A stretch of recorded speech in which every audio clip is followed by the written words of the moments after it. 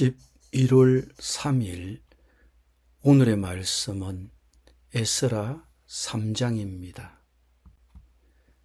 이스라엘 자손이 각자의 성읍에 살았더니 일곱째 달에 이르러 일제히 예루살렘에 모인지라. 요사닥의 아들 예수아와 그의 형제 제사장들과 스알디엘의 아들 스룹바벨과 그의 형제들이 다 일어나 이스라엘 하나님의 제단을 만들고 하나님의 사람 모세의 율법에 기록한 대로 번제를 그 위에서 드리려 할세. 무리가 모든 나라 백성을 두려워하여 제단을 그 터에 세우고 그 위에서 아침 저녁으로 여호와께 번제를 드리며 기록된 규례대로 초막제를 지켜 번제를 매일 정수대로 날마다 드리고 그 후에는 항상 드리는 번제와 초하루와 여호와의 모든 거룩한 절기의 번제와 사람이 여호와께 기쁘게 드리는 예물을 드리되 일곱째 달 초하루부터 비로소 여호와께 번제를 드렸으나 그때에 여호와의 성전 지대는 미처 놓지 못한지라. 이에 숙수와 목수에게 돈을 주고 또 시돈 사람과 두로 사람에게 먹을 것과 마실 것과 기름을 주고 바사왕 고레스의 명령대로 백향목을 레바논에서 욥바 해변까지 운송하게 하였더라. 예루살렘에 있는 하나님의 성전에 이른 지 2년 둘째 달에 스알디엘의 아들 스룹바벨과 요사닥의 아들 예수아와 다른 형제 제사장들과 레위 사람들과 무릇 사로잡혔다가 예루살렘에 돌아온 자들이 공사를 시작하고 20세 이상의 레위 사람들을 세워 여호와의 성전 공사를 감독하게 하매 이에 예수아와 그의 아들들과 그의 형제들과 감미엘과 그의 아들들과 유다 자손과 헤나닷 자손과 그의 형제 레위 사람들이 일제히 일어나 하나님의 성전 일꾼들을 감독하니라. 건축자가 여호와의 성전의 기초를 놓을 때에 제사장들은 예복을 입고 나팔을 들고 아삽 자손 레위 사람들은 제금을 들고 서서 이스라엘 왕 다윗의 규례대로 여호와를 찬송하되 찬양으로 화답하며 여호와께 감사하여 이르되 주는 지극히 선하심으로 그의 인자하심이 이스라엘에게 영원하시도다 하니 모든 백성이 여호와의 성전 기초가 놓임을 보고 여호와를 찬송하며 큰 소리로 절거이 부르며 제사장들과 레위 사람들과 나이 많은 족장들은 첫 성전을 보았으므로 이제 이 성전의 기초가 놓임을 보고 대성통곡하였으나 여러 사람은 기쁨으로 크게 함성을 지르니 백성이 크게 외치는 소리가 멀리 들리므로 절거이 부르는 소리와 통곡하는 소리를 백성들이 분간하지 못하였더라. 아멘.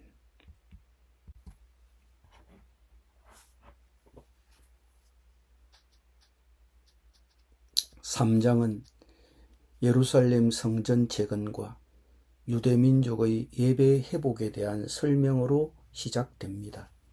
이 설명은 에스라 6장 15절까지 이어집니다. 유배지에서 돌아온 유다 백성들은 옛 성전 기초 위에 제단을 다시 쌓고 초막제를 지켰습니다. 그리고 성전의 기초를 놓았습니다. 1절에 연도가 명시되어 있지는 않지만 일곱째 달은 유배자들이 예루살렘에 온 첫 해의 일곱째 달을 가리킵니다. 일곱째 달은 이스라엘의 영적 달력에서 중요했는데 그 달의 사람들은 전통적으로 속죄일, 나팔절, 초막제를 기념했기 때문입니다. 백성이 한 사람처럼 모였다는 사실은 돌아온 유배자들 사이에 영적인 헌신과 연합의 표시였습니다. 자원이 부족하고 땅에 정착하면서 해야 할 일이 많았던 시기에 그들은 이 절기를 위해 예루살렘에 모이라는 명령을 먼저 지키기 위해 시간을 냈습니다. 저명한 성경 주석가였던 알렉산더 맥날에는 이렇게 평했습니다. 돌아온 유배민들이 조상대대로 물려받은 땅을 차지할 시간도 거의 없이 그들은 그곳을 무방비 상태로 남겨두고 예루살렘에 모이라는 부름을 받았다. 그들이 기꺼이 만장일치로 부름에 응했거나 어쩌면 부름 없이 자발적으로 모인 것은 분명 그들의 헌신에 대한 열렬한 증거였을 것이다. 오늘날 새로운 정착민들을 모아 집을 짓기도 전에 자신들의 땅을 떠나 교회부터 세우게 하려면 상당한 노력과 헌신이 필요할 것이다. 바벨론에서 70년 동안 그들은 어떤 제사도 드릴 수 없었습니다. 제사는 예루살렘에서만 할 수 있었기 때문입니다. 이절은 귀환한 유배민들이 성전 기초를 놓기도 전에 번제와 다른 제사를 위한 제단을 재건한 것이 그들의 공식적인 첫 번째 행위 중 하나였다고 기록합니다. 그들은 과거에 하나님의 제단을 소홀히 한 것이 백성들이 주변 민족들의 우상 숭배 행위에 오염되게 했었다는 것을 알고 있었습니다.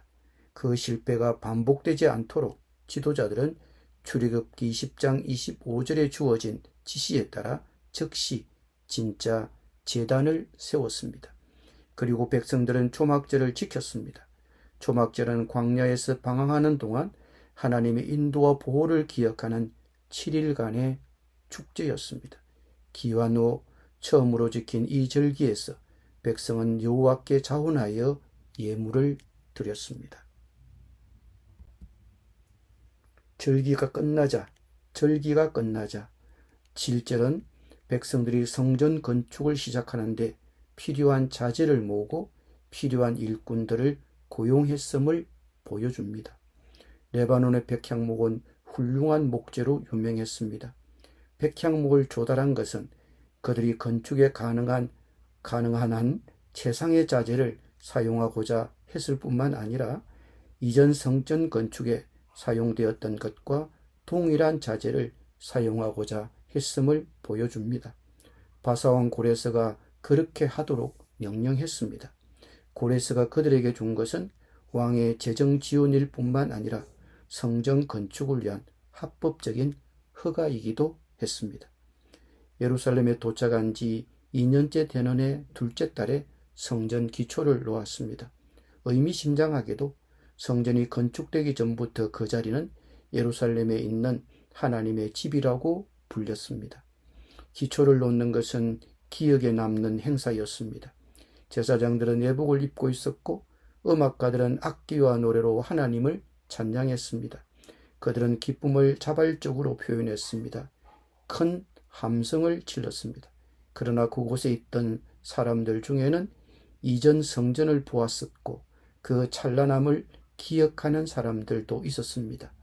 이전의 영광과 현재의 초라한 환경의 대조는 그들의 눈물을 자아냈고 노인들의 울음소리가 기쁨의 함성과 어우러졌습니다.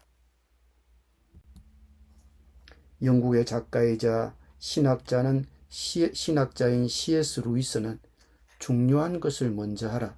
그러면 두 번째 것들이 밀려온다. 두 번째 것을 먼저 하라. 그러면 첫 번째 것과 두 번째 것을 모두 잃는다라고 말했습니다. 소중한 것을 먼저 하라는 책의 저자 스티븐 코비도 이 문구를 자신의 시간관리 철학의 핵심 원칙으로 삼았고, 중요한 것을 먼저 한다는 것은 가장 중요한 우선순위를 중심으로 체계를 세우고 실행하는 것을 의미한다고 설명했습니다. 그는 주변의 의지나 압력이 아니라 자신이 가장 소중히 여기는 원칙에 따라 살고 행동하는 것이라고 말했습니다. 오늘 본문에서 유다 백성들이 분명히 그렇게 했습니다.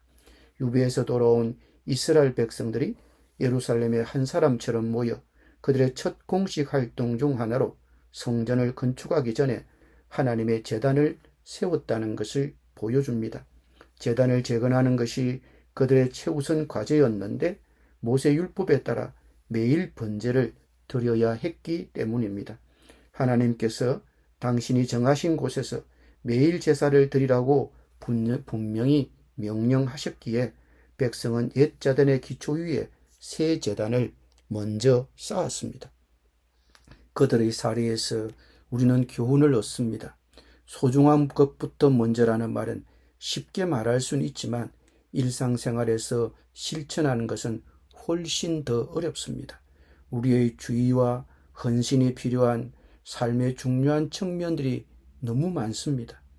여기에 삶의 요구, 의무, 그리고 세세한 부분까지 더해지면 거기에 너무 몰두하여 하나님을 최우선 순위로 두는 것에서 벗어나기가 쉽습니다. 그러므로 우리는 다른 것들의 정신이 팔려 하나님과의 관계에 집중하지 못하는 일이 없도록 끊임없이 경계해야 합니다. 이를 성취하기 위해서는 변화와 희생이 요구될 수 있습니다. 하나님을 최우선으로 여길 때 우리는 그분의 계명과 성령의 인도하심에 순종하려는 목적을 가지고 살아갑니다. 매일 그분의 임재 안에서 시간을 따로 떼내는 것은 매우 중요합니다.